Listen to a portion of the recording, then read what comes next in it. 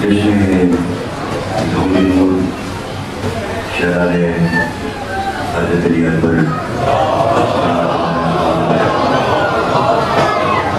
تمام حضرات کو مبارک ہو۔ سالانہ جشن اور محفل اور دوسرا 2 دنوں سے آپ سے ہماری گفتگو ہے کہ ہم تنقیدی طور پر اپنے اس موضوع کو توحید سے شروع کر رہے ہیں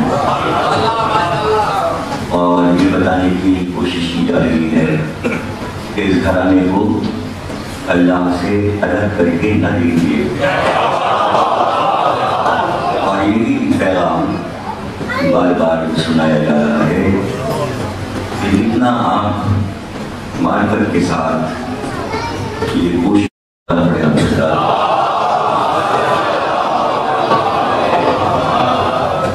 اور اگر آپ صرف تاریخ کا حصہ سمجھ کر آل محمد کو کتاب میں پڑھیں گے یا سنیں گے تو بہت سی باتیں آپ کے سمجھ میں نہیں آئیں گی، اور پھر بار بار سوالات پیدا ہوتے رہیں گے اور سب ایک دوسرے سے سوال ہی کرتے رہیں گے اور زندگی گزر جائے گی سوال کرتے کرتے۔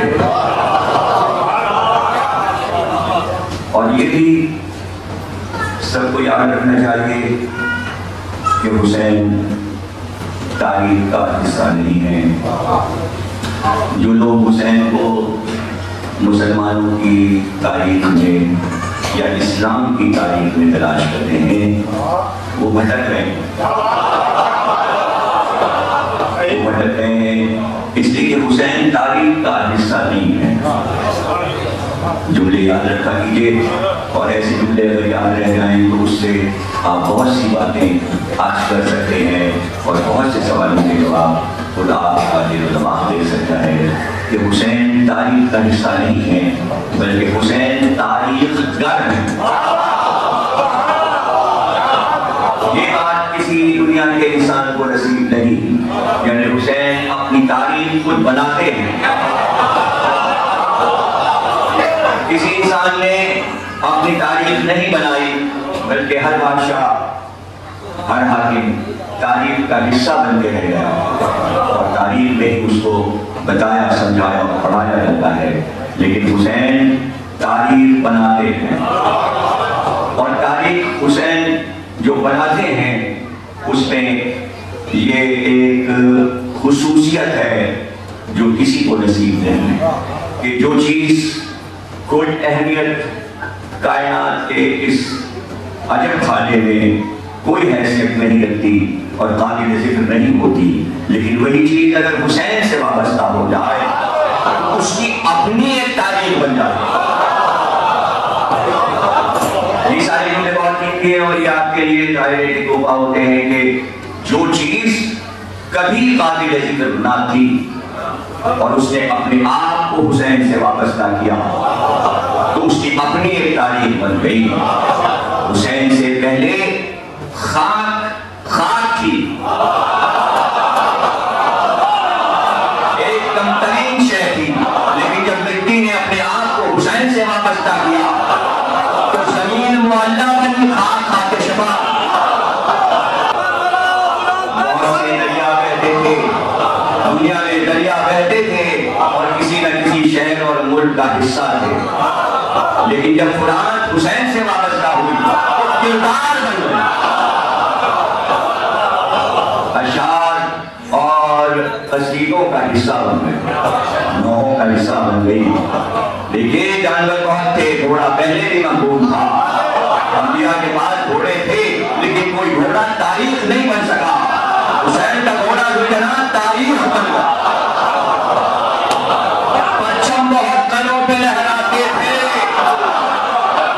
علم سارے لشکروں کے پاس تھے، لیکن علم ایک تاریخ بن گیا جب وہ عباس کا علم۔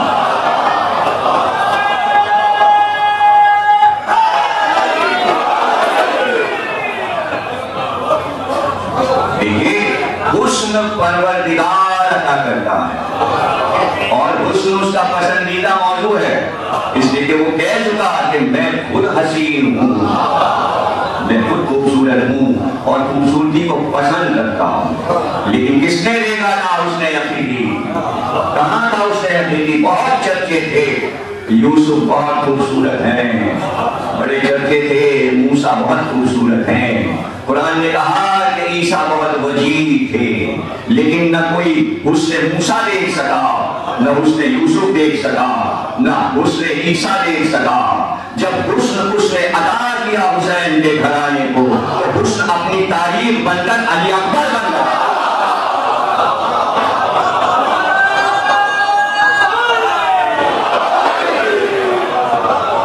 تو تاریخ بنتی چلی گئی، جو چیز حسین سے وابستہ ہوتی چلی گئی۔ تو اب شاید آپ اس کو مبالغہ سمجھیں، توحید آدم سے عیسیٰ تک ہر نبی کے ساتھ تھی، اور سب کو یہ حکم تھا کہ توحید منواؤ، توحید سنواؤ۔ لیکن ازل سے طے کیا تھا پروردگار نے کہ میری ربوبیت کے لیے یہ لفظ بنے گا توحید، تو اس نے اسی وقت طے کیا تھا، یہ لفظ اپنے لیے اس وقت پسند کیا جب پنجتن کو حل کیا، اس لیے کہ توحید میں 5 حرف رکھے، جب توحید کو وابستہ کیا آل محمد سے،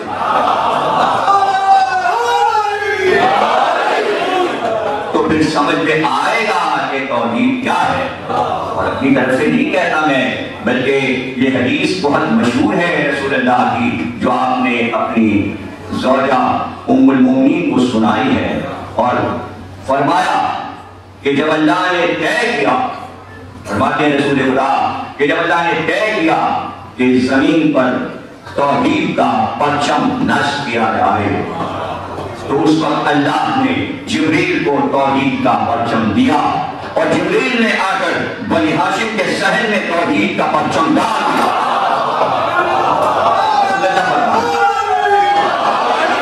بنی ہاشم کے شہر میں جبریل نے آ کر توحید کا پرچم ڈال دیا۔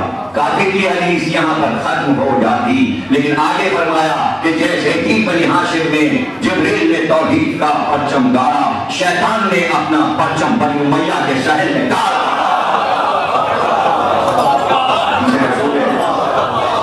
حدیث رسول ہے تو پرچم 2 ہیں، سر اٹھا کے دیکھنا ہے کس کے سائے میں ہے۔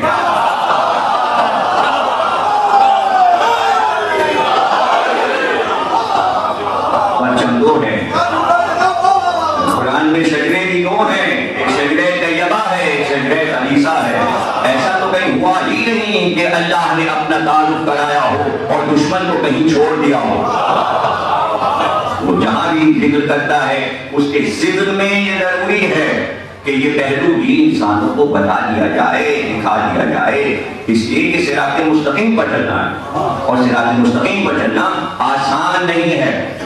اور وہ یہ سمجھے کہ صراط مستقیم پر ہم چلتے چلے جائیں گے اور گزرتے چلے جائیں گے، اس لیے کہ جب اللہ نے اعلان کیا کہ آدم کو میں اپنا خلیفہ بنا رہا ہوں، اور جب جھگڑا شروع ہوا ملائے اعلیٰ میں آدم کی خلافت پر، جب جھگڑا شروع ہوا تو بڑھ بڑھ کر ابلیس نے اللہ کی شان میں گستاخیاں کی، اور وہ بولتا چلا گیا، اور اللہ مختصر سا جواب دیتا چلا گیا،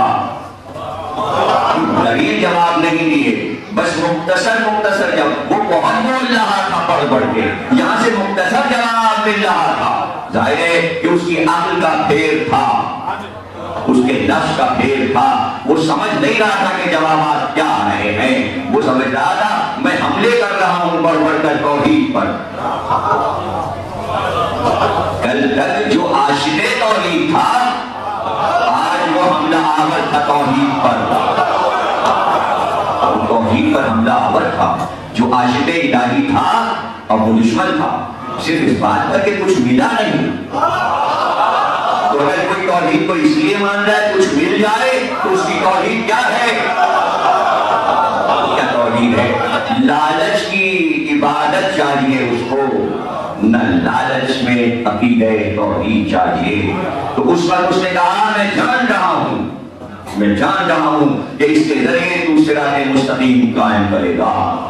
تو اس نے جو کچھ کہا اللہ نے قرآن میں کم سے کم 5 سوروں میں محفوظ کر دیا، سورہ طٰہٰ میں، سورہ آراف میں، سورہ بقرہ میں، سورہ فجر میں، کئی جگہ اس بات کو دہرایا ہے اللہ نے وحی میں کہ شیطان نے یہ کہا، کیا کہا؟ اس نے کہا کہ ہم اس تیری صراط مستقیم پر جا کر بیٹھیں گے، ہم وہاں جم کے بیٹھ جائیں گے صراط مستقیم پر، اور ہر آنے والے کو بیٹھائیں گے صراط مستقیم پر، آگے نہیں جانے دیں گے۔ تو جب اس نے کہا ہے تو صراط مستقیم پر وہ بیٹھا ہے، اب آپ کہتے رہیے اہدنا الصراط المستقیم۔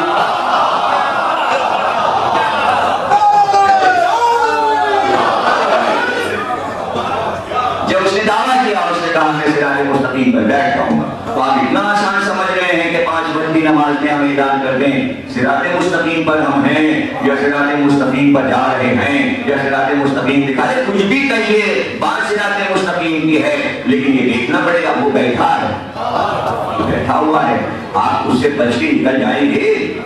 وہ تو گھیرنے کے لیے بیٹھا ہے، وہ تو آ کے بیٹھا ہے صراط مستقیم پر۔ اس لیے اللہ نے اعلان کیا، بسم اللہ الرحمن الرحیم، یاسین والقرآن الحکیم انک لمن المرسلین علی صراط مستقیم۔ اے میرے سید و سردار، آپ مرسل ہیں اور آپ صراط مستقیم پر ہیں۔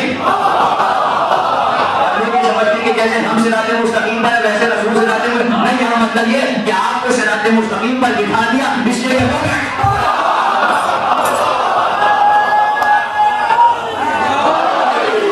تو صراط مستقیم پر صراط مستقیم پر دونوں نمائندے بیٹھے ہیں، آپ راستہ صاف سمجھ رہے ہیں کہ سڑک کھلی ہوئی ہے ہم نکل جائیں گے؟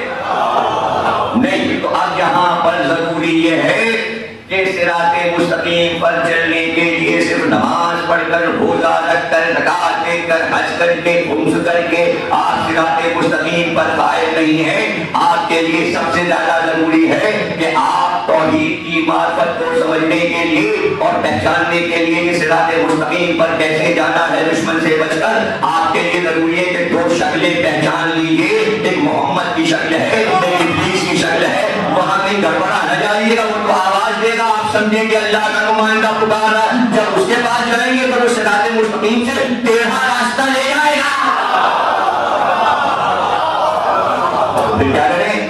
اللہ نے کہا جب پہچان لو، صراط مستقیم پر 2 شکلیں نظر آئیں گی۔ کبھی کبھی نگاہوں کو دھوکا ہوتا ہے، بدصورت لوگ بھی اچھے لگنے لگتے ہیں، بہت سی آنکھوں میں تیر ہو جاتا ہے، بہت سی آنکھیں پرکھ کر صرف اچھی ہی اچھی چیز پسند کرتی ہیں، اچھے مناظر، اچھی صورت۔ لیکن اگر کوئی بدصورتی کو پسند کر رہا ہے تو آپ یہ تو کہہ سکتے ہیں بہت بدذوق ہے، لیکن آپ اس سے اس کی عادت نہیں چھڑا سکتے، اس کی آنکھ نے پسند کر لیا اور پسند کر لیا، آپ کچھ نہیں کر سکتے۔ تو بہت سی اکثریت بدصورتی کو پسند کرتی ہے، اور اللہ کہہ رہا ہے ہم نے اس کے چہرے کو مست کر دیا، اس لیے اس کا نام ابلیس رکھا کہ پہلے شاید بہتر شکل تھی، جب تو اللہ نے کہا اس کی شکل بگاڑ بھیانک کر دی۔ تو انہی آیات پر اور انجیل اور قرآن کی آیات پہ شیطان کی تصویر بنانے والوں نے آیات کی روشنی میں بنایا ہے، اور جو کچھ لکھا گیا ہے تاریخ میں اسی طرح تصویر شیطان کی بنتی ہے۔ سر پہ 2 سینگ ہیں، آگے کے 2 دانت باہر نکلے ہوئے ہیں، یعنی مست ہو گیا، گویا حیوانی شکل میں اس کو بنا لیا، اس لیے اس کا نام ابلیس ہے۔ ابلیس کہتے ہیں مست شدہ چہرے کو۔ شیطان کے معنی ہے اللہ سے منہ پھیر کر جانا، شیطان کے معنی، اور ابلیس کے معنی جس کے چہرے کو بگاڑ دیا گیا۔ تو ایک طرف اتنا حسن عطا دیا کہ جب سرکار سے پوچھا گیا یوسف بھی خوبصورت تھے اور آپ بھی خوبصورت ہیں، دونوں کے حسن میں کیا فرق ہے؟ تو آپ نے مسکرا کر کہا وہ سلیم تھے، میں ملک ہوں، ان میں صباحت تھی، ان میں ملاحت ہے، لیکن اللہ نے مجھے ملاحت کے ساتھ صباحت بھی عطا کر دی۔ صباحت سے گورا رنگ، ملاحت یعنی رنگ صاف ہو لیکن اس میں ہلکا سا نمک ہو، یہ حسن کی سب سے بڑی معیاری خوبصورتی ہے جو سب کو عطا نہیں ہوئی، سرکار دو عالم کو عطا ہوئی۔ کہاں وہ حقیقی تصویر کو انسانوں کو دے دیتا؟ کچھ دن کے لیے اپنی اس توحید کی تصویر کو زمین پر بھیج دیا. چین نہ آیا کہ راز بلا لیا جبریل کو بھیج. اور ضروری تھا کہ جب آپ کے پاس کوئی دین کی تصویر ہوتی ہے، کسی مقام کی، کسی جگہ کی، کسی شخصیت کی، اور لوگوں کو ضرورت ہوتی ہے کہ ہمارے پاس بھی ہو، تو آپ کہتے ہیں کہ تصویر ہم نہیں دیں گے تم کو، تصویر ضائع ہو جائے گی، تم کو کیوں نہیں، ہم مالک ہیں، تمہارے ہاتھ میں ہم اس کا نگیٹو بنوا کر دوسری تصویر بنا دیں گے. تو لوگ تصویر کی نقل اپنے پاس لے کر رکھتے ہیں، تبھی تو تصویر عام ہوتی ہے. لیکن کتابوں میں لکھا ہوتا ہے اصل کہاں ہے، کس میوزیم میں ہے، کس شخصیت کے پاس ہے. تو اس نے اپنے پاس محمد کی تصویر کو رکھا اور پھر اس نے پے در پے 12 تصویریں بنائی.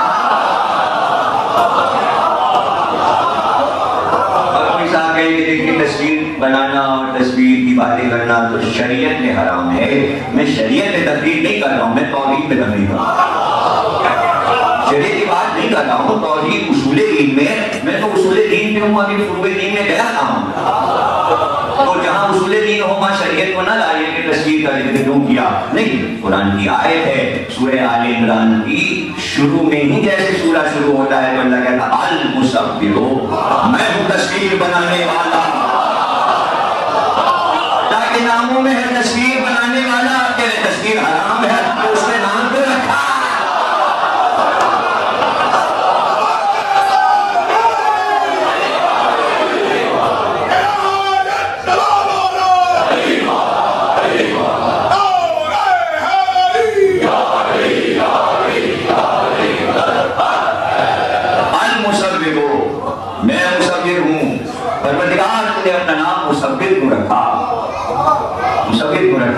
تو وہ توحید کو ظاہر کرنا چاہتا ہے کہ مظاہر توحید انسانوں کے سمجھ میں آئے.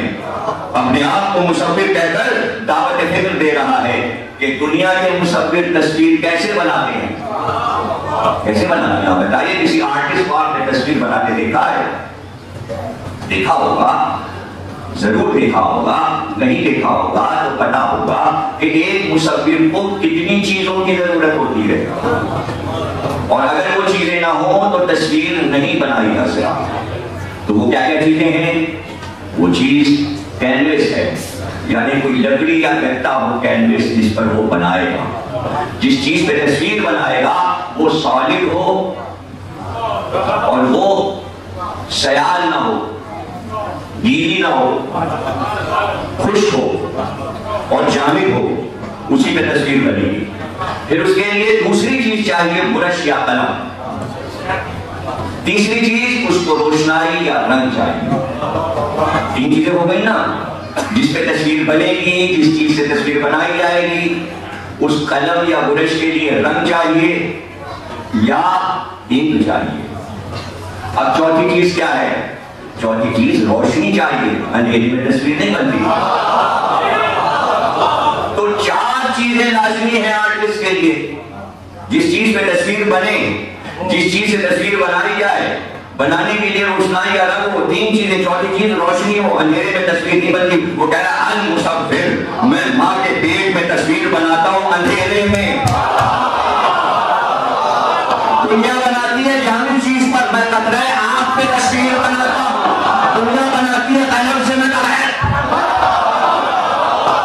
بغیر برش کے، بغیر روشنائی. اس لیے میں ہوں مصور.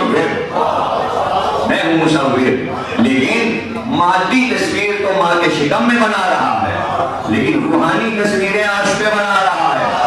وہاں نہ قطرہ آنکھ چاہیے، نہ کینوس چاہیے، نہ برش چاہیے، نہ قلم چاہیے، نہ روشنی چاہیے. وہاں تو نور ہی نور ہے. اور تصویر اسے بنانا نہیں پڑی، جب سے وہ ہے تصویر محمد ہے. اور اتنا پیار ہے کہ جدا نہیں کرتا. نہ ہوتی دین کو ضرورت تو زمین پہ محمد کیوں آتے. اور پھر سب سے بڑی بات یہ تھی کہ وہ بھیجنا تو چاہتا تھا محمد کو. اتنا انتظار کیوں کروایا؟ اس لیے انتظار کروایا کہ شجرہ پاکیزہ بنتا چلا جائے. ہم کو ایک ایسی زنجیر چاہیے جس زنجیر کی ایک کڑی محمد کو بنائے.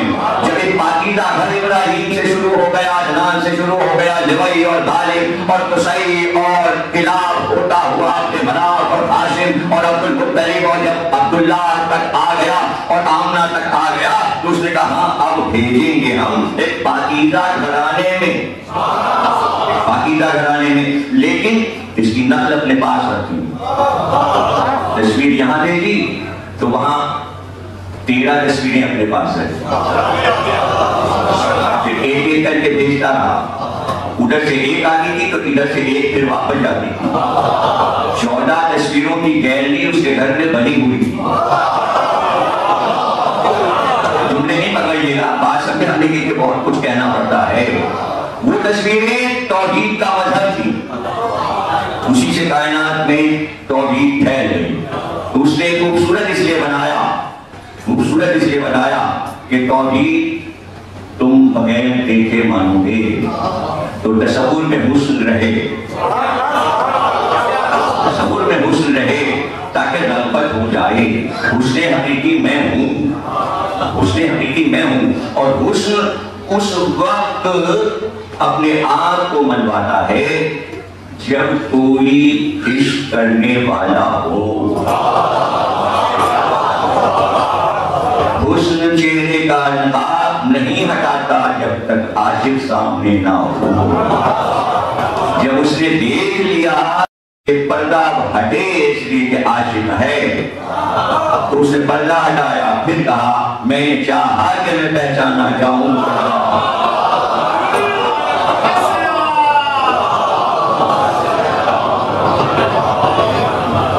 اب حسن بے نقاب ہوا. اب طرف تو دونوں طرف سے ہے. حسن و عشق کا چرچا ہوا، لڑا دونوں طرف سے. لیکن بھائی ہم ہٹا رہے ہیں چہرے سے نقاب. یہ تو ہمارا کہنا ہے کہ تم ایسا عشق کر سکو گے. اس لیے کہ عشق کی سب سے بڑی دلیل یہ ہوتی ہے کہ عشق کو دکھا دیا جائے حسن اور پھر پردہ پڑ جائے. جب پھر پردہ ڈھانپ دیا جائے تو تڑپ پیدا ہو عشق میں اور تڑپ کر وہ پکارے پھر دکھا، پھر دکھا. لیکن پھر دکھا کے لیے ضروری ہے کہ دیکھا جائے گا آنکھ میں آنسو ہے کہ نہیں، دل میں درد اٹھا کے نہیں، اس میں تڑپ پیدا ہوئی کہ نہیں. اگر عشق ہے تو اس کی تڑپ آنسوؤں سے ظاہر ہوتی ہے. اللہ نے آنکھوں کو تلاش کیا، آنکھیں کہاں ہیں؟ آنکھیں کہاں؟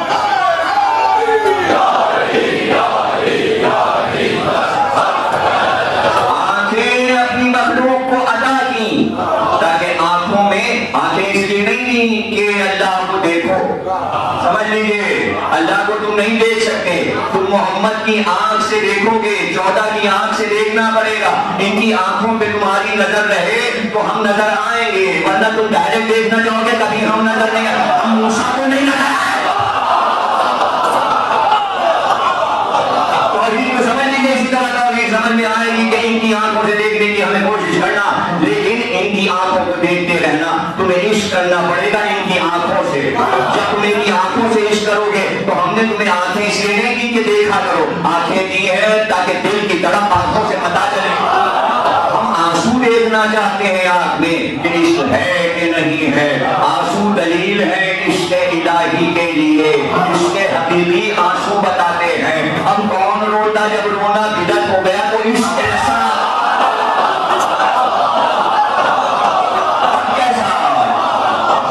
یہاں پر توحید کے سفر کو کٹ کر دیا یہ کہہ کر رونا نہیں بدعت ہے، بدعت ہے. اور وہاں اللہ کو یہ اصرار رو تاکہ تمہارا نام منہ پڑھے. یعقوب تم روتے رہو، ابراہیم تم روتے رہو، زکریا تم روتے رہو، یحییٰ تم روتے رہو، عیسیٰ تم روتے رہو، دانیال تم روتے رہو، شعیب تم روتے رہو. کوئی ایسا بھی نبی اور وسیع جو حیات رویا نہ ہو تاکہ آنسو سے پتا چلے کس نبی کو کتنا عشق ہے حسن سے. یہ آنسو نہیں ہے یعقوب و یوسف کے. کہاں سمجھ رہے ہیں آپ بھائی میرے؟ دل کی طرف آنکھوں میں آنسو لاتی ہے. تڑپ کے لیے درد چاہیے. جب تک درد اٹھے گا نہیں, جب تک کوئی دردناک واقعہ نہ ہوگا. اب سمجھے کہ یعقوب و یوسف پہ جدائی کیوں ہو. اب سمجھے کہ اسماعیل کو پتھر پہ لٹا کے گلے پہ خنجر کیوں رکھا جائے. اب سمجھے کہ موسیٰ ماں سے کیوں جدا ہو جائیں. اب سمجھے کہ عیسیٰ کو پالنے میں مریم کو دقتیں کیوں ہو. اب سمجھے کہ عیسیٰ کو بغیر باپ کا دے کر درد بھر دیا تاکہ مریم پہ دان کیا جائے کہ یہ بچہ کہاں سے لائیں, تاکہ دردناک منظر سامنے آئے, ماں پریشان ہو جائے. جب ماں پریشان ہو تو مسائل آ جائیں. چاروں طرف سے مسائل نے انبیاء اور انبیاء کے گھرانے کو گھیرا تاکہ دل میں درد پیدا ہو. درد پیدا ہو تو آنسو چھلکے, جب آنسو چھلکے تو اللہ کہے یہ ہے عشق حقیقی.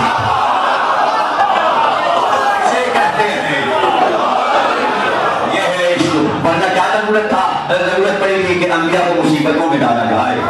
چوٹ لگتی ہے تو درد ہوتا ہے, درد ہوتا ہے تو دل تڑپتا ہے, دل تڑپتا ہے تو آنکھیں برستی ہیں. اتنے پتھروں کو مارے گئے تاکہ درد ہو, درد ہو تو دل تڑپے, دل تڑپے تو آنکھیں روئے. اور ساون بھادو کی بارش ہو, جب بارش ہو ساون برسے تب ہم کہیں یہ تو نوح ہے, یہ نوحہ کرنے والا ہے. جب ابراہیم روئے تو ہم کہیں ہاں حقیقی معرفت الہی اس کو ہے. یہ تڑپ رہا ہے کہ اس کے کوئی اولاد نہیں ہے, اور ایک کو اتنی اولاد دے دی کہ 12 بیٹے دے دیے. اب تڑپ رہے ایک بیٹے کے لیے یعقوب, تو اللہ نے کہا یہ فراق, یہ جدائی, یہ غم کا ماحول اس لیے پیدا کیا ہے تاکہ رویا جائے. اور جب رونے لگے یعقوب تو آنکھیں بہنے لگی, دیدے پھوٹنے لگے, آنکھیں بے نور ہونے لگی. تو اللہ نے کہا صبر جمیل, میرے بندے نے صبر جمیل کیا. یہاں بھی لفظ جمیل نہ کیا, جمیل کے معنی خوبصورت یعنی حسن. اگر حسن کے لیے رویا جائے تو رونا حسین ہو جاتا ہے. حسین حسین ہے اس لیے رونا ہوگا.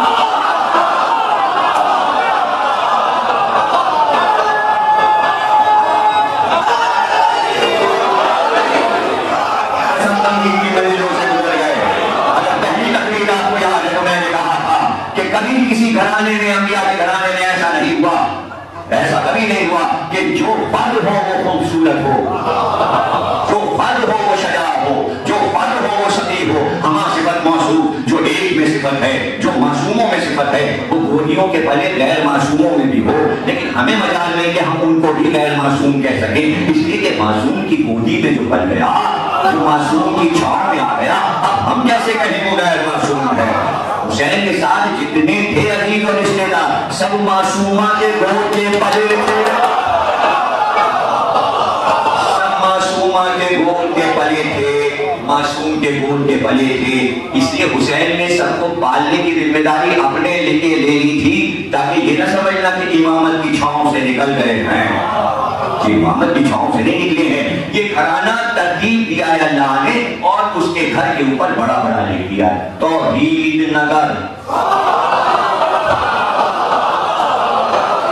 یہ شہر ہے توحید کا شہر, یہ توحید کا شہر ہے. جس طرح چاہے ترجمہ کر لیں, علم اللہ کا وصف ہے. کہتا ہے میں عالم ہوں, تو اس طرح بھی توحیدی ہے. میں شہر علم ہوں, علی اس کا دروازہ ہے. یہ بھی علم ہے, وہ بھی علم ہے, یعنی وہ بھی توحید ہے, یہ بھی توحید ہے. اور حدیث میں توحید ہے. زمانے کے الفاظ کی روشنی میں نہ دیکھا کریں. علم کس کے لیے علم ہے, یعنی شہر میں جو علم ہے وہ کون سا علم ہے. یہ جو آج کل کا نالج کا مسئلہ ہے, یہ ہالینڈ کا دارالحکومت کیا ہے, جاپان کا دارالحکومت کیا ہے, پاکستان کا پریزیڈنٹ کون ہے, امریکہ کا پریزیڈنٹ, یہ والا علم اس شہر میں تھا. چپ ہے نہیں, اس شہر میں توحید کا علم ہے. کائنات کا سب سے بڑا علم توحید ہے. تو علی توحید کا دروازہ.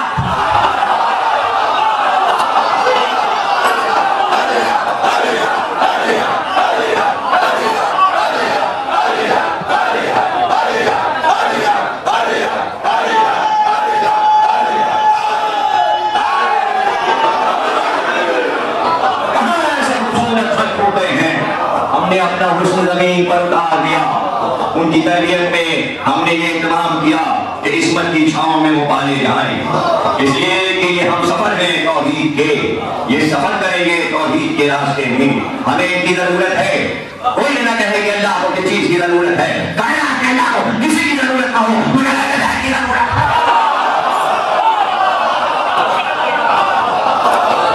ضرورت نہ ہوتی تو کیوں اپنے سے جدا کرتا.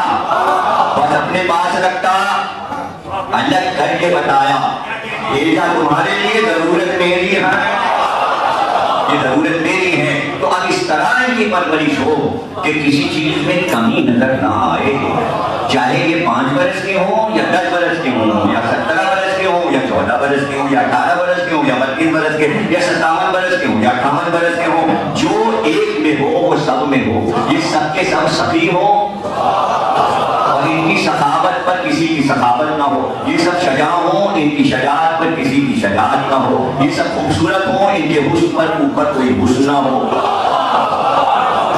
قامت میں اعلیٰ ہوں، دیکھنے میں وجیح لگے۔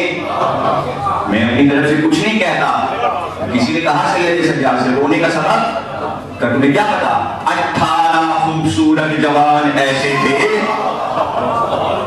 یہ باتیں کرنا کہہ رہے سید سجاد، جملوں کی قیمت کو سمجھا کیجیے، جب معصوم کچھ کہے تو اس پر گھنٹوں سوچا کیجیے، ادھر ادھر کے بیکار کے سوالات کر کے وقت نہ ضائع کیجیے، یہ قیمتی چیزیں ہوتی ہیں، معصوم کی فرمائی جس کے بارے میں بار بار سوچیے، بار بار سوچیے، بار بار سوچیے، فرمانے 18 ایسے تھے کہ روئے زمین پر ان کا جواب نہیں تھا، نہ ایسے 18 حسینوں کے آسمان میں سایہ کیا تھا، نہ زمین میں فاتح کیا۔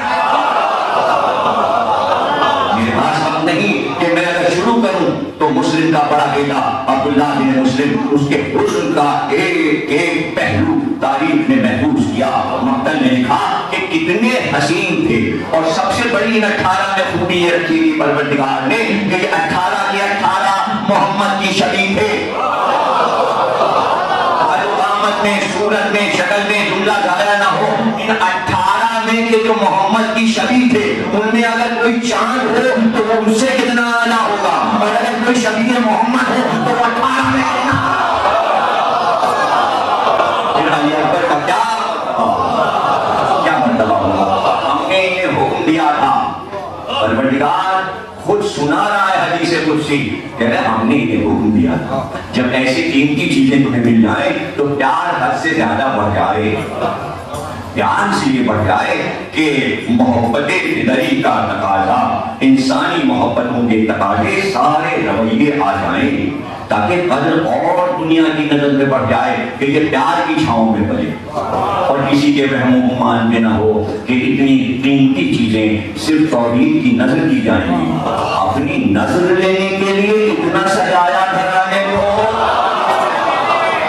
ایسا سجایا ہم سجی ہوئی چیزیں لیتے ہیں، کبھی ہم نے ایسی چیزیں لی نہیں۔ وہ ابراہیم سے کہا تھا اسماعیل کو دے دو، بس صرف زلفیں ہی تو کاندھے پہ لہراتی تھیں۔ جب شکار کھیلنے جاتے تھے گھوڑے پہ سوار ہوتے تھے، لوگ زلفوں کو دیکھتے کہ اسماعیل کی زلفیں مشہور، یا کیا ذکر کروں، یوسف کو گھر سے نکلنے نہیں دیتے تھے، آپ نظر نہ لگ جائے، چہرے پہ نقاب رہتا تھا، گود پہ حضرت غلام رکھتا تھا، کیا کیا حسن پھیلا ہوا تھا کائنات میں، کائنات میں حسن پھیلا تھا، بنی ہاشم یا سمیت کی ایک جگہ کیا گیا۔ اب ہم نظر لیں گے، یہ سفر اگر میں کہتا جاؤں یہ حسن کا سفر تھا، یہ عشق کا سفر تھا، یہ توحید کا سفر تھا، چھوٹا سا سفر ہو سکتا تھا، 20 دن میں مدینے سے نکل کے کربلا پہنچ سکتے تھے، اللہ نے سفر کو طویل کیا تاکہ راستے میں لوگ عشق حقیقی کا مظاہرہ دیکھ کر زیارت کرتے جائیں، اور ایک ایک چہرہ پہچان لیں کہ شبیہان محمد نگاہوں میں بھر جائے، تاکہ صراط مستقیم پر جائیں تو محمد کو فوراً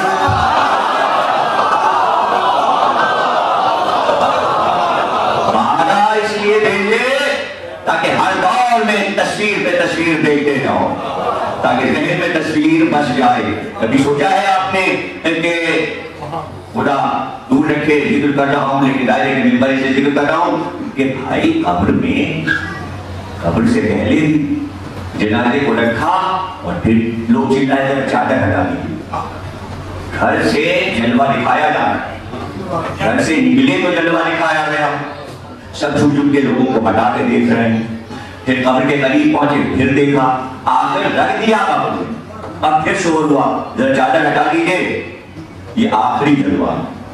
اب سب ایک دوسرے سے گرے جا رہے ہیں، ان لوگ کہہ رہے ہیں کہ مٹی گر جائے گی، مٹی گر جائے گی، ایک دوسرے کو دھکے دیں، مگر ہر ایک چارہ دیکھ لیں، یہ کاہے کا دیدار ہونا، یہ تو جا چکے، یہ آج ہو چکے، یہ اس بات کا دیدار ہو رہا ہے، بیٹوں کو بھی بلایا جا رہا ہے، بھائی کو بھی بلایا جا رہا ہے، जो देख लो, इसलिए कि महशर में अब मुलाकात होगी। चेहरा इतना याद रहे कि पहचान तो रहे तुम्हारा बाप है।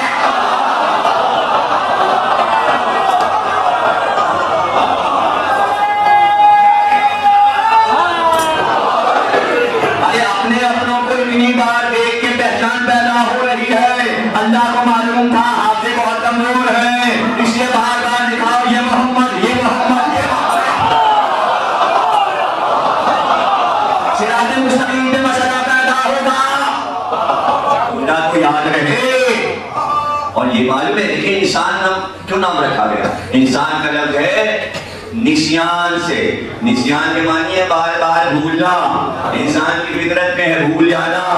अल्लाह को मालूम है मखलूक मेरी है फिर भूल जाएगी, इतना देखा है फिर भूल जाएगी, इसलिए एक तस्वीर को रखा, वो काबे से तुलू होना है।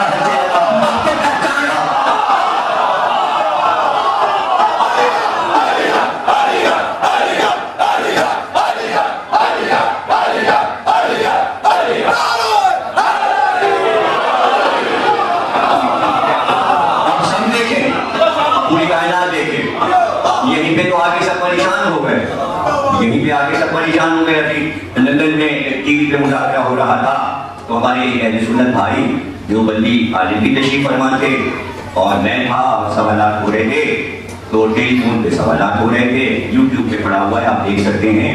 तो उस पर सवाल हुआ इमामत क्या है, इमामत किसे कहते हैं। मैंने समझाया कि भाई चूंकि एक इंस्टीट्यूशन कायम हो गया था, मुसलमानों ने कायम कर लिया था, इसलिए इमामत को भूल गए, एक नई चीज बना ली, खिलाफत बना ली, तो इमामत लोगों को याद नहीं गई। उनका नहीं, कुरान की आयत कहा जाता है कुरान में इमामत नहीं है। मैंने कहा नहीं, कुरान में बहुत आयतें हैं और 12 आयतें तो वाज़ेह और मुहकम है इमामत पर। तो उन्होंने कहा कि एक तो सुना लीजिए। मैंने कहा एक तो क्या, बस एक काफी है, एक सुना। मैंने कहा एक आयत काफी है, अल्लाह कह रहा है यौमा नदू कुल्ला मुनासिब के इमाम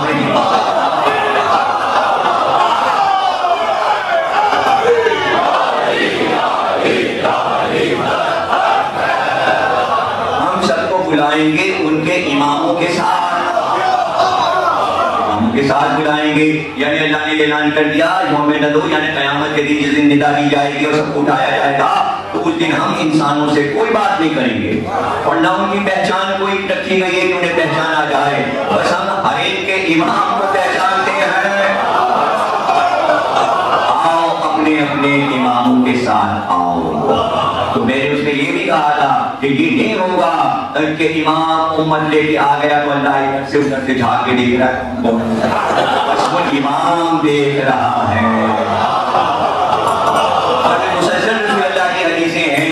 जिसने अपने वक्त इमाम को नहीं पहचाना वो जाहिलियत की मौत मर गया।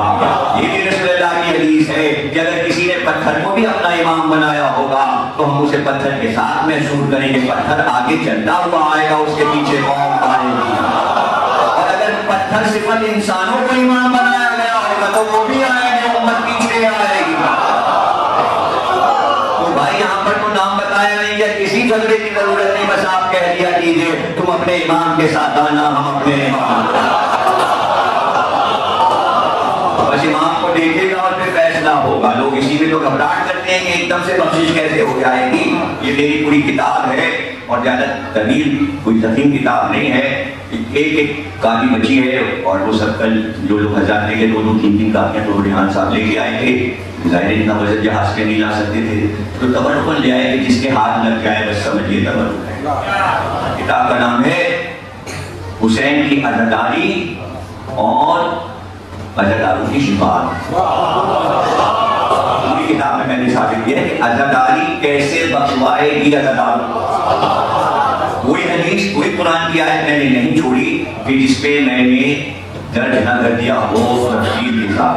आखिरी बाब उसका है गुनाहगार मोमिनीन की शिफात। हमें ज्यादा बहस होती है इतने गुनाहगार में कैसे शिफात होगी, तो इमाम ने जो जमानत दी है कि उनके जामिन भी हम हैं और इमाम ने आयात पढ़ पढ़ के बताया है, आयात पढ़ पढ़ के बताया है कुरान की कि हाँ गुनाहगार ही को तो मैं बख्शवाऊंगा।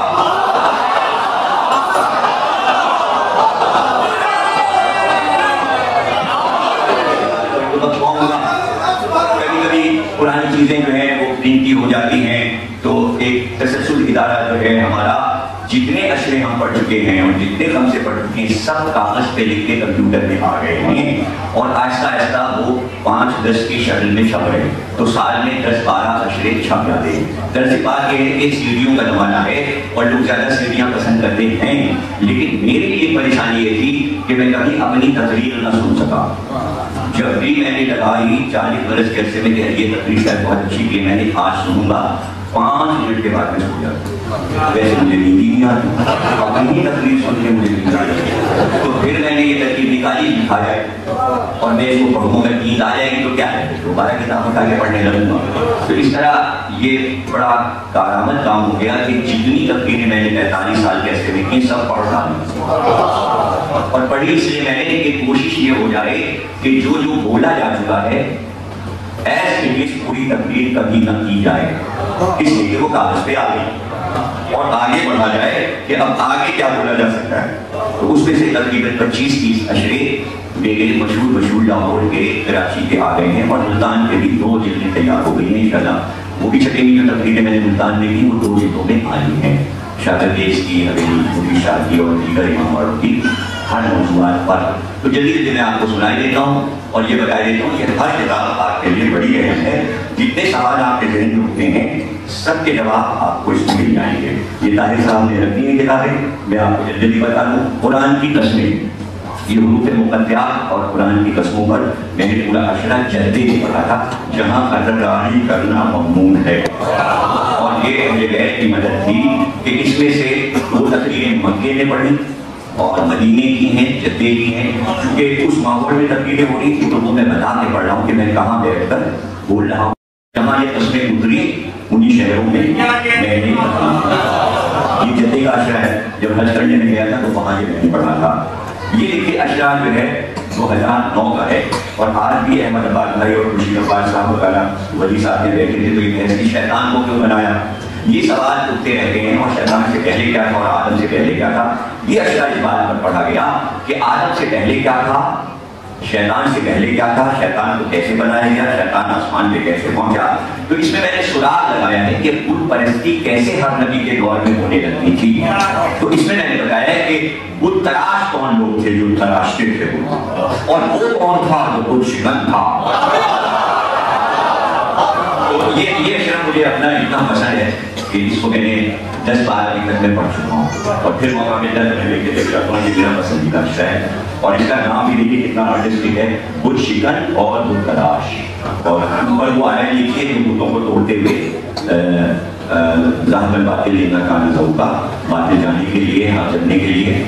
और ये इस आयत के अंदर आप फतेह मक्का की नवी तकरीर आप पढ़ेंगे तो आपको बड़ा मजा आएगा। नीरनीस ने बुत शिकनी के जो अशार हैं वो मैंने इस वजह से पढ़े उसमें मौजूद है। और तस्वीर जो है वो खाने काबा में मौला अली बुतों को तोड़ रहे हैं, सबके सर गिर चुके हैं। दरमियान में मौला अली का चेहरा तो ईरान वालों ने पूरा चेहरा दिखाया, मैंने उसको कटभाग कर दिया ताकि कोई एतराज न हो। और ये मौला बुतों को तोड़ रहे हैं। ये देखिए लोग कहते हैं भाई ज़्यादातर शिया को जो ये अकीदे पढ़ते हैं तो ये मुसहरी हो गए। कल भी जिक्र किया था मार्फत इलाही वसीयत मासूमी। इसकी हर तकरीर आपको अल्लाह के बारे में देगी। 10 तकरीरें अल्लाह ही अल्लाह, अल्लाह ही अल्लाह। ये जब जस्टिस सज्जाद को हटाया गया था और ये जो कोर्ट का मसला जैसे आज का चल रहा है वैसे ही इस सन में भी ये मसला उठा था जब ये कोर्ट का मसला, तो वो मिलता जुलता मसला है। तो ये 1999 में मैंने अशरा पढ़ा था तो उसमें फिर अली के अदालती फैसलों पर मैंने बहस की थी। तो इसका उन्वान था इस्लाम पर हज़रत अली के एहसानात। ये एक बहस आज भी थी कि इमाम हसन की शुरू का मसला। तो पहली बार मैंने इसमें ये साबित किया है इस किताब में कि इमाम हसन की फतह हुई और दुश्मन खुदा की शिकस्त हुई। एक की फतह और एक की शिकस्त मैंने सुलहनामे से दिखाई है। ऐसा लगता है कि जंग लग जा रही है, सुलह का कागज नहीं हो रहा। और छोटी सी किताब है, बहुत पतली सी, आप पढ़ेंगे आपको सारी मालूमात हो जाएगी। है तो एक किताब अली वाली से अंबिया, इसके टाइटिल से ही आपको जाहिर हो जाएगा कि बीच में हज़रत मूसा जा रहे हैं और नील नदी में पुल बन गया है, उस पर मूसा गुजर रहे हैं और इधर कश्ती रूम पे है वो लहरों में डगमगा गई है। इधर हज़रत इब्राहीम का मकाम इब्राहीम है, जनाब शोएब हैं और ये मस्जिद नबवी, यानी अली इन सब के वारिस हैं। ہر نبی پر ایک ایک تقریر ہے کہ علی کیسے وارث آدم، کیسے وارث نوح، وارث ابراہیم، وارث موسیٰ، وارث داؤد و سلیمان، وارث محمد، آخری تقریر ہے۔ یہ 10 تقریریں میں نے عظمت ابو طالب پر کی تھی، اور اس میں ایمان پہ بحث نہیں ہے بلکہ عظمت ہی عظمت پر بحث ہے۔ یہ 10 تقریریں الولایہ سے کراچی کی ہیں، اور یہ قاتلان حسین کا انجام کس طرح مختار نے ایک ایک کو پکڑ کے مارا، اس کی پوری تفصیل کہ پکڑا کیسے گیا اور سزائیں کیا کیا ملی۔ اس میں یہ بھی ہے کہ تمہید میں آپ کو 10 الگ الگ موضوع بھی مل جائیں گے کہ جو بہت قیمتی، جسے پہلی تقریر جو ہے وہ سمجھیے کہ علم علی پر ہے، اور دوسری بھی سب عمار پر ہے، سلسلہ تو مختار کا چل رہا ہے، اور جناب عقیل پر خیرات ہیں۔ کبھی پوری تقریر سنی ہوئی ہے، پوری تقریر جناب عقیل کی سیرت اور کردار کے، جیسے کل میں پوری تقریر جناب حمزہ پہ کروں گا، ایک پوری تقریر محمد ابن ابی بکر پر ہے، پوری اپنی تاریخ بتائی اور سمجھائی ہے، ایک ترمہ بن عتیق بن حاتم طائی پر ہے، اور ایک نون بالقلم ہے تقریر، اور اس کے بعد ایک تقریر جو ہے وہ خواتین اسلام پر ہے، اور ایک تقریر میں صرف علی علی علی علی علی علی علی، اور ایک تقریر ہے علم امور کے سمندر، اور اس کے علاوہ تہذیب و تمدن پر ایک تقریر ہے کہ تہذیب و تمدن کیا ہے۔ آخری تقریر عصمت زہرا پر ہے، لیکن ہے یہ امیر مختار پر پورا شاہ، اور یہ ہے وہ کتاب جس کا میں ذکر کر رہا تھا، غم حسین اور غزلہ کی شفاعت، اور اس میں آپ جو بحث لوگ اٹھاتے ہیں تو وہ آیات میں نے درج کر دی ہے میں تفسیر کہ جہاں پر لوگ کہتے ہیں ایسا کیسے ہوگا، تو امام کہہ رہے ہیں نہیں، اللہ قرآن میں کہہ رہا ہے ایسا ہوگا۔ اور اس کے آخر میں جو یعنی امام نے فرمایا کہ جب شفاعت ہو چکی تھی حضرت آدم کی اور علی کے چاہنے والوں کی، تو اس وقت اللہ یہ آواز دے گا کہ ہم نے ان کے دشمنوں کو جہنم میں ڈال دیا اور ان کو ہم نے جنت دے دی، ہے کوئی بندے جو ہم سے پوچھے کہ ایسا ہم نے کیوں کیا؟ ایسا کیوں کیا؟ ایسا کیوں کیا؟ اس لیے کہ ہم نے تو پہلے ہی کہہ دیا تھا امام کے ساتھ آنا، یہ سے تقریب کریں، تو پھر ہم نے اس پہ پروگرام میں کہا کہ صاحب یہ آیت قرآن میں انہوں نے کہا کیا نبی کو بھی امامت مل سکتی ہے؟ یہ سوال ہوا پروگرام میں نے کہا بالکل مل سکتی ہے، اس لیے کہ اللہ نے کہا انی جاعلک للناس اماما، اے ابراہیم ہم تمہیں انسانیت کا امام بنا رہے ہیں۔ رسالت اور نبوت پہلے مل چکی تھی، خلت پہلے مل چکی تھی، سب سے آگے میں اعلان ہوا اب ہم تمہیں امام بنا رہے ہیں۔ جب رسالت ملی تھی، نبوت ملی تھی، خلت ملی تھی، تب نہیں اللہ نے پوچھا تھا وَمِن ذُرِّيَّتِي، جب امامت ملی تو کہا پروردگار وَمِن ذُرِّيَّتِي، کیا میری ذریت پہ یہ عہدہ جائے گا؟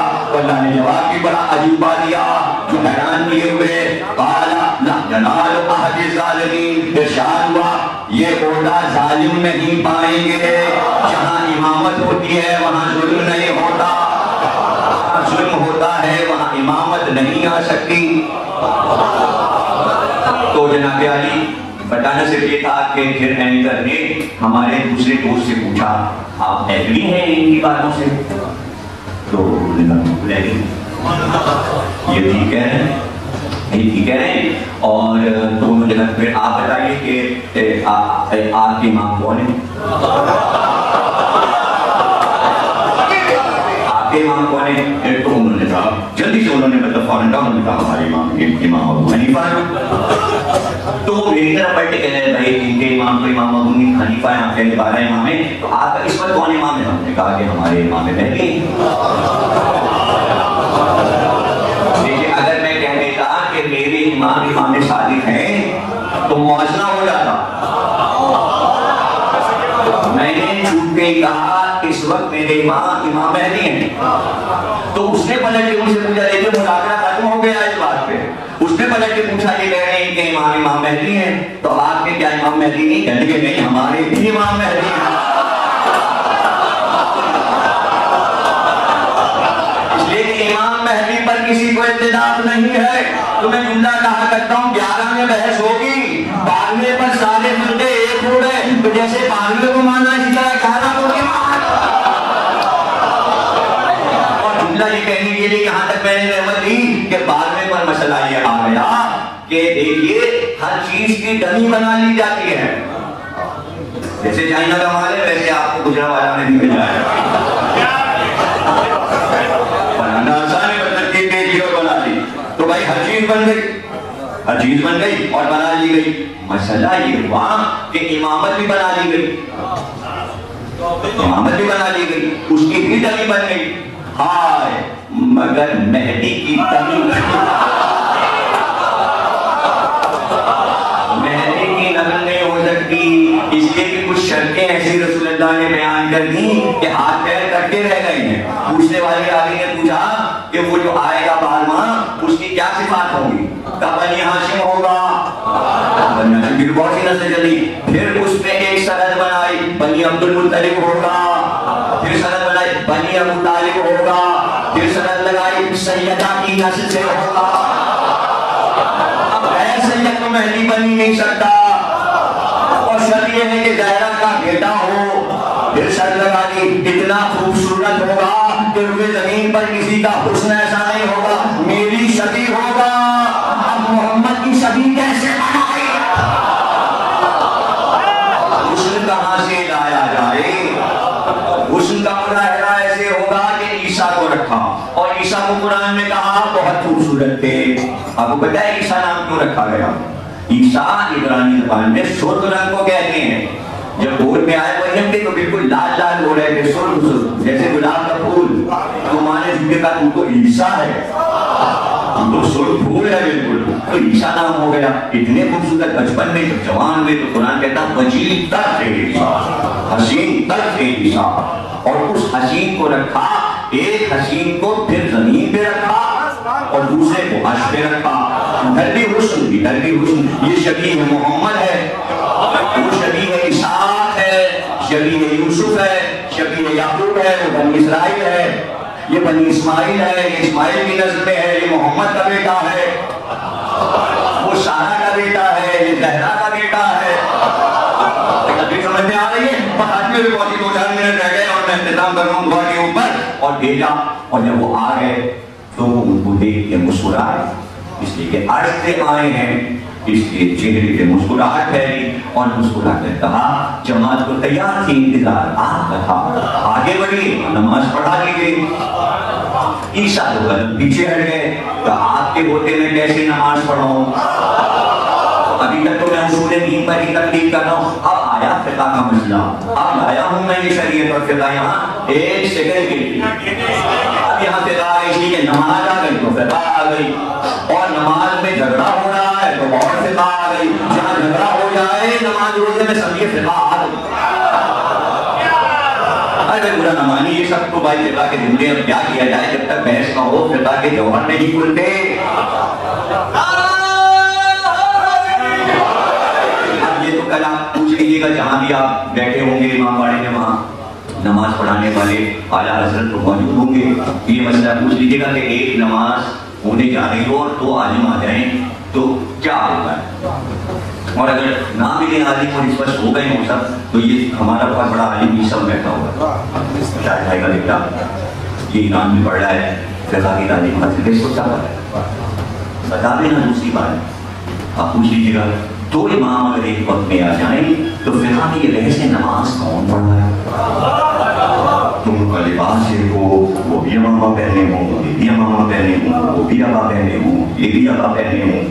تو پھر اب حسین مجاہد شریعت کی کتاب میں لکھتے ہیں, یہ دیکھا جائے گا کہ فقہ کا علم زیادہ کون جانتا ہے.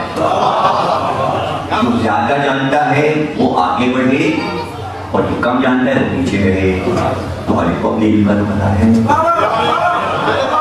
اگر فقہ میں دونوں برابر ہوں, اب مسئلہ چلا, اگر مسئلہ چلا, اگر دونوں برابر ہوں تو دیکھا جائے گا تفسیر قرآن میں کون بلند ہے. اگر دونوں تفسیر قرآن میں برابر ہوں تو دیکھا جائے گا علم کلام میں کون زیادہ ہے. علم کلام یعنی توحید کی زیادہ درجات میں کون آگے بڑھ گیا ہے. اگر دونوں برابر ہوں تو پھر فیصلہ آگے ہوگا. آخری جملہ یہ لکھا ہے کہ 2 نماز پڑھانے والے اگر آ جائیں اور سب چیزوں میں برابر ہوں تو پھر آخر میں یہ دیکھا جائے گا حسن کس کا زیادہ ہے, خوبصورت کون زیادہ ہے. اب سمجھ میں آیا کہ مہدی کو شبیہ ہے محمد کیوں بنا.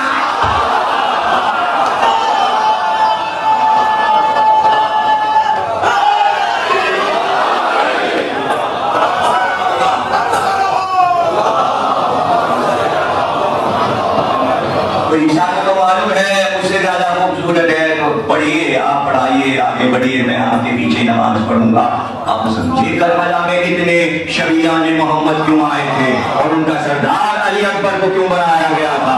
اب سمجھ میں آیا کہ ابن مسروق حسین کا مؤذن تھا جو راستے بھر اذان دیتا آیا، جہاں قافلہ رکتا تھا ابن مسروق اذان دیتا تھا، لیکن جب صبح عاشور آئی تو کہا تھا علی اکبر آگے بڑھو اور تم اذان دو، اس لیے کہ علی اکبر 18 برس کے تھے اور یہاں سے اذان کو قیامت تک جانا تھا، جہاں سے اذان دلوا کے بتایا کہ قیامت تک اذان جوان رہے، جب تک علی بیچ میں نہیں ہوگا اذان کو نہیں ہوگا۔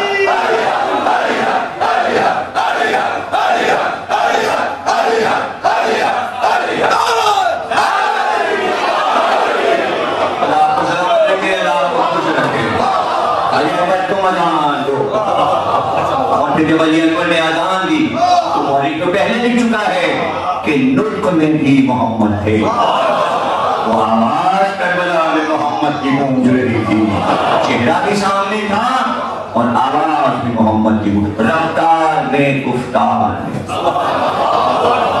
نطق میں گفتار میں شبیہ محمد تھے۔ اب لوگ حیران ہوتے ہیں کہ کبھی ایسا واقعہ ہی نہیں سنا کسی تاریخ میں کبھی ہوا ہو، کسی نبی نے ایسا عمل کیا ہو کہ حسین نے علی اکبر کی زبان چوسی ہو پیاس مٹانے میں۔ لیکن کون توحید کو سمجھے گا، کون توحید کو سمجھے گا؟ جب حسین دنیا میں آئے تھے تو ووٹ ملے کہ سب سے پہلے محمد نے اپنی زبان حسین کے منہ میں ڈالی تھی۔ حسین نے چاہا کہ محمد کی زبان آخری بار چوس کر وہ مزہ کو لے۔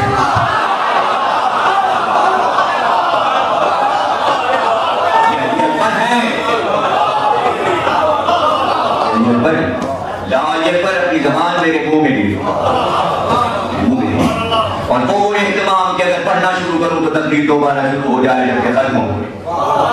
اس سے پہلے بھی ماشاءاللہ سے کئی برس سے یہ پڑھنا جشن کو علی اکبر کا ذکر آتا ہے اور نئے گوشے ذہن میں آتے ہیں کہ وہ بیان کیے جائیں۔ آگے دیکھیں کہ جب بھیجا محمد کو تو فوراً علی کو بھیج دیا، علی تم جاؤ محافظ تم ہو، جب محمد ہوگا تو علی محافظ ہوگا۔ علی اکبر کو دنیا میں آنا تھا تو عباس کو پہلے سے رکھا تاکہ شبیہ علی شبیہ محمد کا محافظ ہو،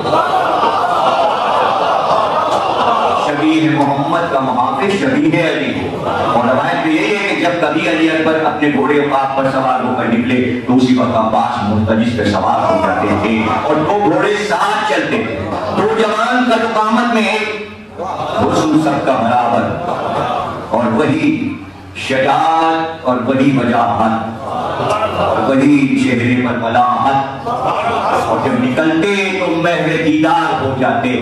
بھائی عباس و علی اکبر کو تھوڑی دیکھ رہے تھے، عشق الہی کو دیکھ رہے تھے، عشق الہی پیش نظر تھا۔ لوگ دیکھتے رہ جاتے تھے اور کہتے تھے کہ بھائی لوگ دکانوں کو بند، اور جن کے ہاتھ میں ترازو بھی ہوتی تھی تو ہاتھ سے ترازو چھوٹ جاتی تھی اور بس وہ دیکھنے لگتے تھے۔ نظارے حسن، نظارے عشق کی توحید کے جلوے کے نظارے تھے مدینے کے بازاروں میں، مدینے کے بازاروں میں۔ اور پھر جب گھوڑے سے اترتے تو وہ باغ اب تک موجود ہے، اس کی تصویر بھی میرے پاس ہے کہ جس باغ میں حضرت علی اکبر ٹہلا کرتے تھے، باغ محفوظ ہے، وہاں اس کو باغ بنا دیا ہے انہوں نے، لیکن دونوں چچا بھتیجے جب گھوڑے سے اتر کے ہاتھ میں ہاتھ ڈال کے ٹہلتے تھے اور باتیں جو ہوتی تھیں وہ اتنے راز کی تھی کہ سننے والوں کے سمجھ میں نہیں آتی تھی۔ بھائی عالم بالا کی باتیں تھیں، دنیا والے کیا سمجھتے کہ چچا بھتیجے کیا باتیں مسکرا مسکرا کے کرتے ہیں، وہ زبان ان کی تھی، وہ مسائل ان کے تھے، یہ ان کی آپس کی باتیں تھیں۔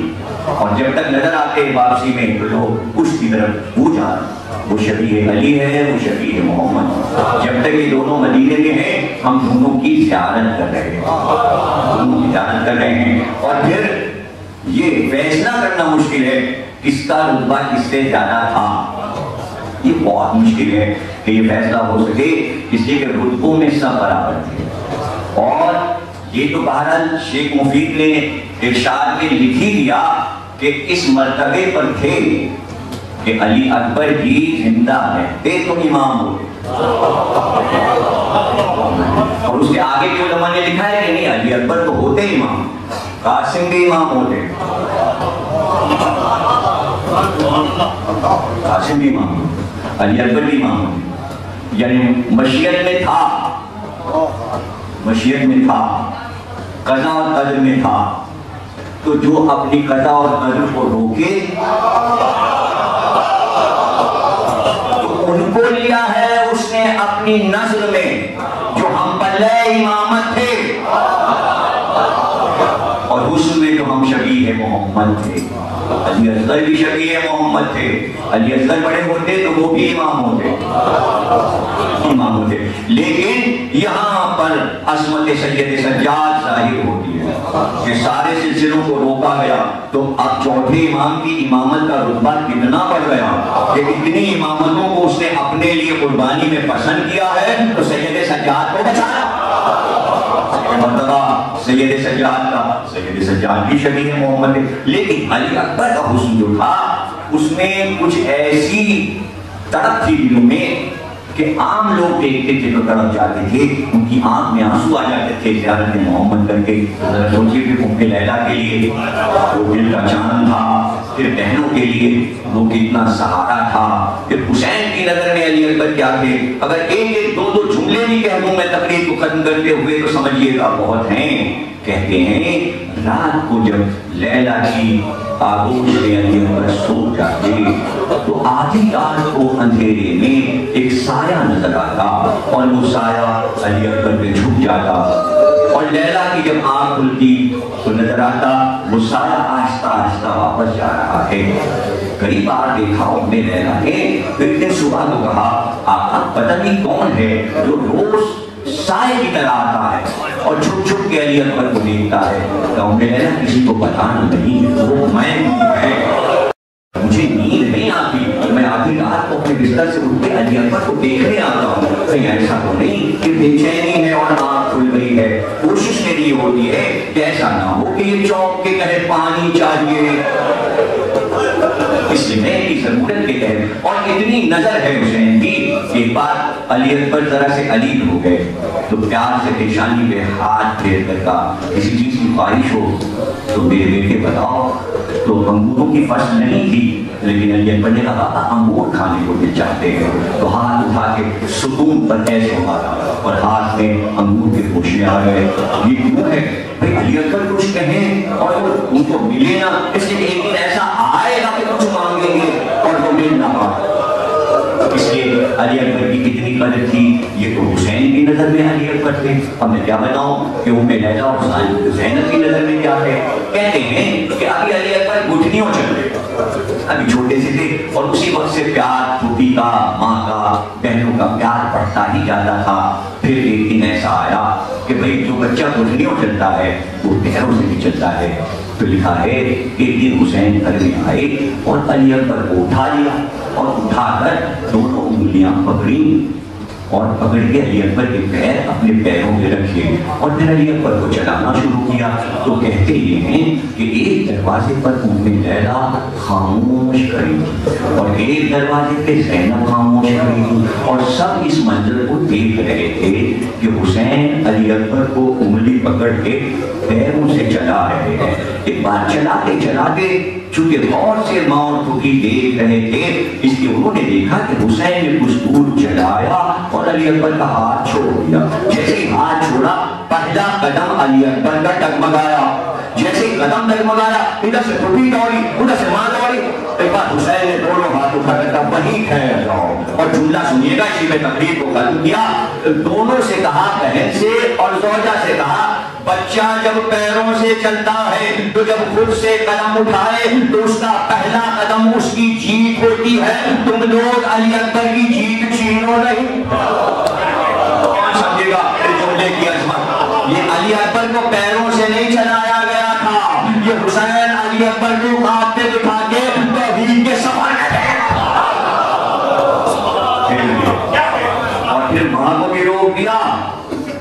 रोटी को भी रोक दे। वो या रोकना ये बता रहा है, वहां भी रोकना नहीं। कहा है मैंने, मसाइल नहीं पढ़ सकता, जश्न विलादत है, इशारों में बता रहा हूं कि वहीं पे रोक दिया कि जब वो सफर शुरू हो तो बस सब्र से देखती रहना। और ऐसा सफर है, मैं कैसे फजाइल में पढ़ूं, मसाइल पढ़ना कितना मुश्किल है फजाइल में, कि मैं कैसे आपको बताऊं, मैं कैसे बताऊं। मैं वो सो रहे थे, आंखें बंद थी, उठाना मुश्किल था, नाजुक मिजाज को नींद में कैसे उठाया जाए। तो अल्लाह ने ये कहा था, जिब्रील जाना और अपनी आंखों को कदम से रगड़ना। वो सो रहे थे टूटी के घर में, उम्मे हानी के घर में, वहां सो रहे थे और जिब्रील ने आके अपनी आंखों को तलवे से मला तो उनकी आंख खुली। उठ के बैठ गए, कहा कैसे आए, कहा बुलाया गया है, कहा आधी तो रात है, कहा इसी में तो सफर है। इसी ने कहा असरा, असरा के मानी है रात का सफर। दिन के सफर के लिए अरबी में और है लफ्ज, रात के सफर के लिए असरा, रात का सफर है। भाई कैसे चलेगी, सवारी आई है, दरवाजे पे खड़ी है, सवारी को देखा तो बहुत खूबसूरत थी, अरे खूबसूरती का सफर था, हुस्न का सफर था, तो सवारी में भी हुस्न भर दिया गया था। और उसका नाम क्या था, बुराक। बुराक बर्क से है, बर्क बिजली को कहते हैं, इतनी तेजी थी जैसे बिजली कड़क के चली जाती है, इसलिए उसका नाम बुराक था। चलिए सवार हो जाइए। मैं कैसे सवार हो जाइए, कहा ऐसे सवार हो जाइए। अल्लाह ने कहा तैयार होके आए, कहा शाम तैयार होते हैं। अब तैयार होना शुरू हुए, वो अमामा जिसका नाम साहब था, जो जर्द रंग का था, वो बांधना शुरू किया, शमले को लटकाया, दोष पे हवा डाली, तैयार होके चले। आगे दूसरी बात है, ये दूसरी बात है कि वहां जिब्रील को पर्दा हटा के रसूल अल्लाह ने कहा क्या नजर आया, कहा ये तो आप है अमामा बांध रहा। वो तस्वीर बन गई थी, ऐसी तस्वीर बनी कि फिर आखिरी बार सब उस तस्वीर को देखना चाहते थे। फिर हुसैन ने संदूक खोला, साहब अमामा निकाला, ये कह के सर पे बांधा, शमले रखता है, कहा नाना ने मेराज में पहना था, आज तुम्हें मिलाया, झूठा वो कहना था। अली अकबर को बाप पे नहीं